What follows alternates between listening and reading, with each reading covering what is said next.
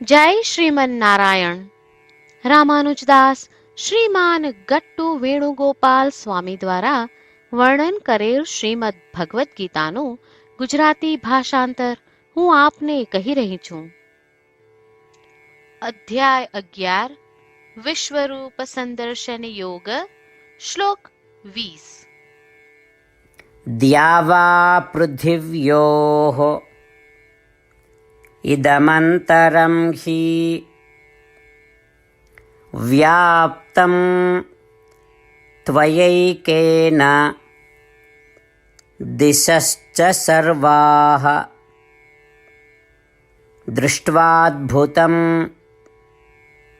રૂપમુગ્રં તવેદં લોકત્રયં પ્રવ્યધિतं મહાત્મન. ઓમ. ગીતાચાર્ય શ્રી કૃષ્ણ પરમાત્મા અર્જુન સાથે આપણને બધાને વિશ્વરૂપ સંદર્શન યોગ શીખવી રહ્યા છે. અર્જુન શ્રી કૃષ્ણને પ્રાર્થના કરી રહ્યો છે કે હે શ્રી કૃષ્ણ, તમે એકલા જ તમારા દિવ્ય વિશ્વરૂપથી પૃથ્વી અને આકાશ વચ્ચેના અવકાશમાં વ્યાપેલા છો. હે શ્રી કૃષ્ણ, તમે સમસ્ત દિશાઓમાં વ્યાપેલા છો. હે મહાત્મા, તમારું વિશ્વરૂપ ભયાનક અને અદ્ભુત છે. હે શ્રી કૃષ્ણ, તમારા ભયાનક વિશ્વરૂપને જોઈને સર્વે લોક ભયથી ધ્રુજી રહ્યા છે. તમારું ભયાનક વિશ્વરૂપ જોઈને સર્વે બ્રહ્માંડો, બ્રહ્મા અને અન્ય સમસ્ત દેવતાઓ જે તમારી સાથે અનુકૂળ છે, જે તમારી સાથે પ્રતિકૂળ છે અને જેઓ તટસ્થ છે, તે બધા જ ભયભીત થઈ ગયા છે. આ પ્રમાણે અર્જુન વ્યક્ત કરી રહ્યો છે કે માત્ર તે જ નહીં, પરંતુ સર્વે વિશ્વો પણ શ્રી કૃષ્ણ પરમાત્માના અદ્ભુત અને ભયાનક વિશ્વરૂપથી ભયભીત છે. ચાલો આપણે જે પણ જોઈએ તેમાં શ્રી કૃષ્ણની ઉપસ્થિતિ જોવાનો પ્રયાસ કરીએ. શ્રી કૃષ્ણ પરમાત્માનું શરણ લઈ આપણા જીવનને અર્થપૂર્ણ બનાવવાનો પ્રયાસ કરતા ચાલો આપણે બધા અર્જુનના શબ્દોનું આ શ્લોક સ્વરૂપે પુનરાવર્તન કરીએ. દ્યાવા પૃથિવ્યોઃ ઇદમંતરં હિ વ્યાપ્तं ત્વયૈકેન દિશશ્ચ સર્વાઃ દૃષ્ટ્વાદ્ભુतं રૂપમુગ્રં તવેદં લોકત્રયં પ્રવ્યધિतं મહાત્મન. શ્રી કૃષ્ણ પરમાત્માએ આખી ભગવદ્ ગીતાનો સાર અધ્યાય 18ના શ્લોક 65 થી 70માં 8 ઉપદેશ દ્વારા કહ્યો છે. શ્રી કૃષ્ણ કહે છે, જે મારા આ 8 ઉપદેશ અનુસરે છે તે મને પ્રિય છે. એ સર્વે ભક્તોનું હું બધી જ રીતે રક્ષણ કરીશ. શ્રી કૃષ્ણ પરમાત્મા પાસેથી આખી ભગવદ્ ગીતા સાંભળ્યા પછી અર્જુન કહે છે, કરિષ્યે વચનમ તવ, એટલે કૃષ્ણ, હું તમારી આજ્ઞાનું પાલન કરીશ, તમે કહો છો એમ કરીશ. અને આથી જ શ્રી કૃષ્ણએ દરેક પ્રકારના યશ અને વિજય અર્જુનને આપ્યા છે. તો ચાલો આપણે પણ પરમાત્માને 8 વાતો પાળવાનું વચન આપીએ. પરમાત્માને આપેલા વચનથી મોટી કોઈ પૂજા, તપ કે યજ્ઞ નથી. 8 પ્રતિજ્ઞાઓ જે આપણે લેવી જોઈએ તે હું હવે કહું છું. આપ સૌ પણ એનો મન અને હૃદયથી વિચાર કરો. આ રીતે શ્રી કૃષ્ણને વચન આપતી વખતે આપણે સૌ શ્રી કૃષ્ણની હસતી મુખમુદ્રાનો મનમાં વિચાર કરીએ અને પરમ આનંદનો અનુભવ કરીએ. જય શ્રીમન નારાયણ. આપણા 8 વચનો આ પ્રમાણે છે. આપણું પહેલું વચન, હે શ્રીમન નારાયણ, તમારા ઉપદેશ પ્રમાણે હું હંમેશા તમારું ધ્યાન અને ચિંતન કરીશ. આપણું બીજું વચન, હે શ્રીમન નારાયણ, તમે કહ્યું છે તેમ હું સદાય તમારી ભક્ત રહીશ. આપણું ત્રીજું વચન. હે શ્રીમન્નારાયણ, હું મારા કર્મો તમને સંતોષ થાય તેમ અને તમારી સેવા માટે કરીશ. આપણું ચોથું વચન.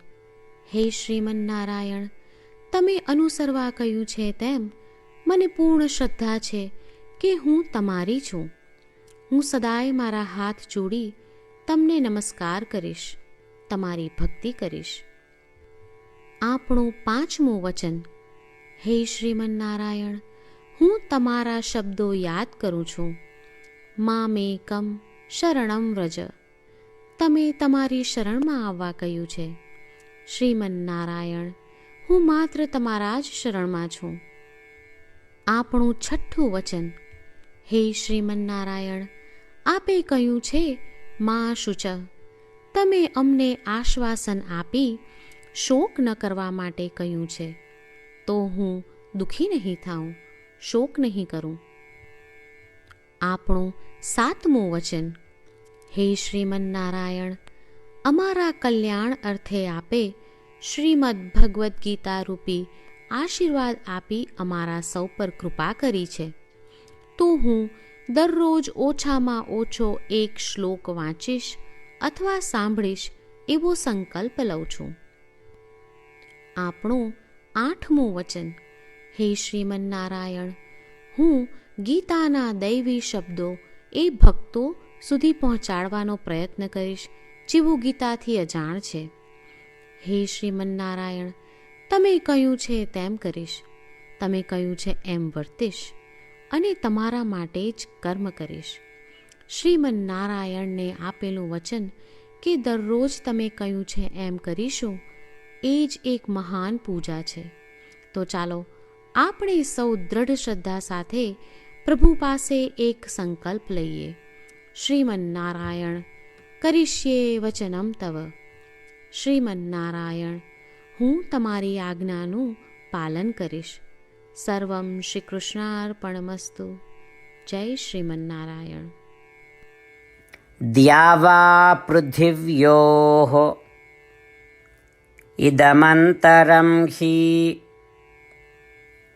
વ્યાપ્તં ત્વયૈકેન દિશશ્ચ સર્વાઃ દૃષ્ટ્વાદ્ભુतं રૂપમુગ્રં તવેદં લોકત્રયં પ્રવ્યધિतं મહાત્મન. ઓમ દ્યાવા પૃથિવ્યોઃ ઇદમંતરં હિ વ્યાપ્तं ત્વયૈકેન દિશશ્ચ સર્વાઃ દૃષ્ટ્વાદ્ભુतं રૂપમુગ્રં તવેદં લોકત્રયં પ્રવ્યધિतं મહાત્મન. જય શ્રીમન્નારાયણ. તમામ ભક્તોને ખાસ વિનંતી. આપણા જીવનની દરેક બાબતોમાં આપણે તાત્કાલિક અને અસરકારક પરિણામો ઈચ્છીએ છીએ. આ પ્રાપ્ત કરવા માટે ચાલો દરરોજ 1 મિનિટ ફાળવીએ અને નારાયણાસ્ત્રમ વાંચીએ. નારાયણાસ્ત્રમ મેળવવા માટે તેની વેબસાઇટ જે www.narayanaastram.org છે તેના પર જાઓ અને રજિસ્ટ્રેશનમાં તમારું નામ અને ઈમેલ આપો. તમે આપેલા ઈમેલ પર તમને નારાયણાસ્ત્રમ PDF પ્રાપ્ત થશે. PDFમાં રામાયણનો 1 શ્લોક, ગીતાનો 1 શ્લોક અને એક વિષ્ણુ નામ છે. આ 3ને નારાયણાસ્ત્રમ કહેવામાં આવે છે. દરેક વ્યક્તિને આ શ્લોકોનું અલગ અલગ સંયોજન પ્રાપ્ત થાય છે. જ્યારે દરેક વ્યક્તિ 24,000 ભક્તો સાથે તેમના નારાયણાસ્ત્રમને દરરોજ વાંચે છે અથવા સાંભળે છે, ત્યારે સમગ્ર રામાયણનું 1 વાર પારાયણ, શ્રીમદ્ ભગવદ્ ગીતાનું 33 વાર પારાયણ અને વિષ્ણુ સહસ્ત્ર નામનું 24 વાર પારાયણ રોજ પૂર્ણ થાય છે. આ એક અદ્ભુત અને અસાધારણ પરિણામ છે. તેથી તમે અને તમારા પરિવારના સભ્યો તરત જ વેબસાઇટ પર જાઓ અને તમારું નારાયણાસ્ત્ર મેળવો. જય શ્રીમન્નારાયણ.